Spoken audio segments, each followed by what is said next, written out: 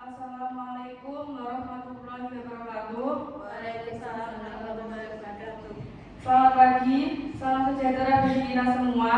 Pertama-tama marilah kita panjatkan puji syukur atas kehadiran Allah SWT, karena atas limpahan rahmat dan karunia-Nya kita semua dapat berkumpul pada pagi hari ini. Tak lupa juga sholawat serta salam kita haturkan kepada Nabi Agung Nabi Muhammad SAW yang kita nantikan syafaatnya di hari kiamat. Yang kami hormati Bapak Muharsito SEMSC yang sudah memberikan kesempatan kepada kelompok kami untuk presentasi, dan yang saya sayangi dan saya banggakan teman-teman kelas MB yang menyimak presentasi kami. Perkenalkan, saya Kaila Lekita Amalia Putri yang akan bertugas sebagai moderator dalam presentasi kelompok 1 kali ini, di mana kelompok kami akan membahas tentang analisis bank BUMN. Tentunya pada kesempatan kali ini saya tidak sendiri karena saya ditemani oleh rekan-rekan saya yaitu Fiska, Uji, Dea, Cindy, dan Ciko, serta Kamal yang sedang berhalangan sakit. Untuk penyampaian materi akan disampaikan oleh teman kita, kepadanya saya persilakan.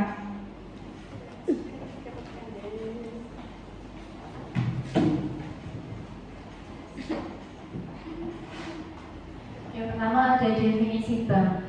Bank BUMN merupakan badan usaha perbankan yang seluruh atau sebagian besar modelnya dimiliki oleh negara melalui penyertaan secara langsung yang berasal dari kekayaan negara yang dipisahkan. Contoh bank BUMN yang pertama, Bank Rakyat Indonesia atau BRI, Bank Negara Indonesia atau BNI, Bank Mandiri, Bank Tabungan Negara, Bank Syariah Negara, dan Bank Pembangunan Daerah. Karakteristik Bank BUMN. Yang pertama, kepemilikan negara. Mayoritas saham Bank BUMN dimiliki oleh pemerintah, sehingga keuntungan bank ini digunakan untuk mendukung pembangunan negara. Yang kedua, tujuan publik dan komersial. Selain mencari keuntungan, Bank BUMN bertujuan mendukung program-program pemerintah seperti penyaluran kredit usaha rakyat atau KUR, pembiayaan infrastruktur, dan pemberdayaan ekonomi masyarakat. Yang ketiga ada jaringan luas. Bank BUMN umumnya memiliki jaringan cabang yang sangat luas hingga ke pelosok daerah, mendukung inklusi keuangan di Indonesia. Yang keempat, dukungan pemerintah. Bank BUMN sering mendapatkan dukungan dari pemerintah, baik dalam bentuk kebijakan, penyertaan modal negara, maupun prioritas dalam proyek strategis nasional. Yang kelima, ada fokus pada pelayanan masyarakat. Bank BUMN berperan dalam menyediakan akses keuangan bagi masyarakat termasuk kelompok menengah ke bawah, UMKM, dan sektor strategis lainnya. Yang keenam, ada produk dan layanan beragam. Bank BUMN menawarkan berbagai produk seperti tabungan, kredit, investasi, hingga layanan digital sesuai kebutuhan masyarakat dan dunia usaha. Yang ketujuh, ada reputasi dan kepercayaan tinggi.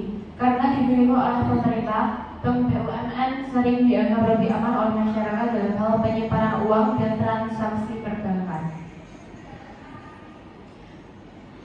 Selanjutnya akan disampaikan oleh Cindy.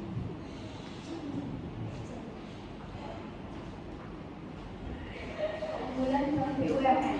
Yang pertama yaitu jangkauan luas. Bank BUMN memiliki jaringan yang sangat luas, sehingga memudahkan akses masyarakat dalam menggunakan layanan perbankan. Yang kedua, dukungan pemerintah. Bank BUMN didukung oleh pemerintah, sehingga sering menjadi pelaksana program nasional. Yang ketiga, stabilitas dan kepercayaan. Dengan modal sebagian besar berasal dari pemerintah, Bank BUMN dipercaya masyarakat karena dianggap lebih stabil dan aman. Kelemahan Bank BUMN. Yang pertama, birokrasi yang kompleks. Proses birokrasi seringkali lambat dan kurang fleksibel, sehingga menghambat inovasi dan efisiensi. Yang kedua yaitu ketergantungan pada pemerintah. Ketergantungan pada kebijakan pemerintah dapat membatasi daya saing dan kemampuan bersaing dengan bank swasta. Yang ketiga, manajemen kurang efektif. Beberapa bank BUMN menghadapi tantangan dalam hal tata kelola seperti lemahnya inovasi dan pengambilan keputusan yang lambat. Isu terkait bank BUMN. Yang pertama, utang BUMN yang tinggi. Beberapa perusahaan BUMN besar ke bank-bank BUMN, termasuk BRI.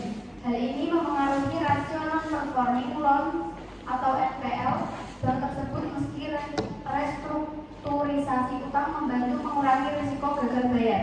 Risiko kenaikan cadangan kerugian penurunan nilai atau CKPN juga dapat mengerus laba bank BUMN.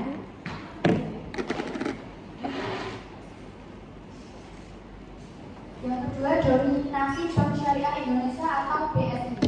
Bank Syariah Indonesia hasil merger beberapa bank syariah BUMN mendominasi bangsa pasar perbankan syariah. Kondisi ini dianggap kurang ideal karena menciptakan ketimpangan dengan bank syariah lain yang memiliki aset kecil. Upaya konsolidasi seperti penggabungan BTN Syariah dan Bank Muamalat diharapkan menciptakan pemain baru yang lebih kompetitif di sektor syariah.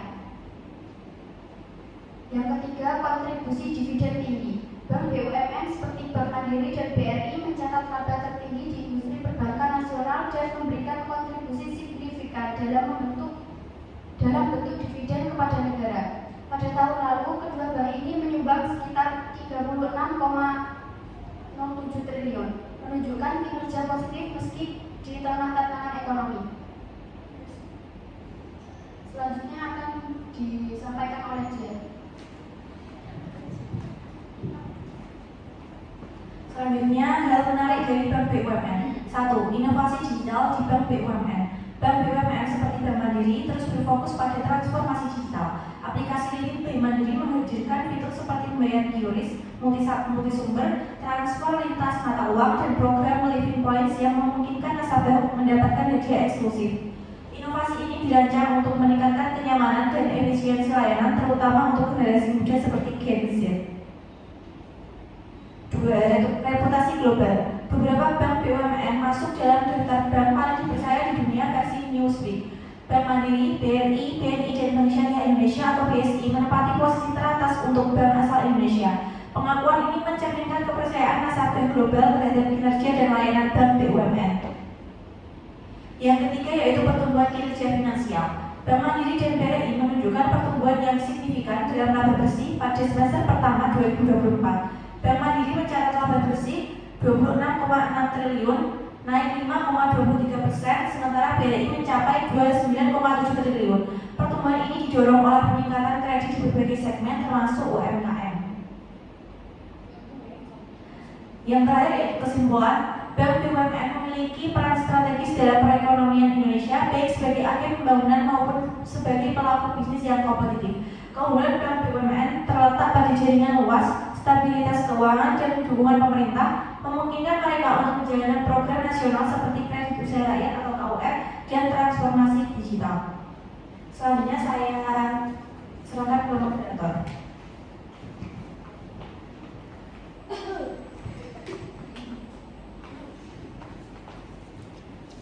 Sekian dari presentasi kelompok kami. Mohon maaf bila terdapat kesalahan yang dilakukan dengan sengaja dan tidak sengaja. Wassalamualaikum warahmatullahi wabarakatuh. Waalaikumsalam warahmatullahi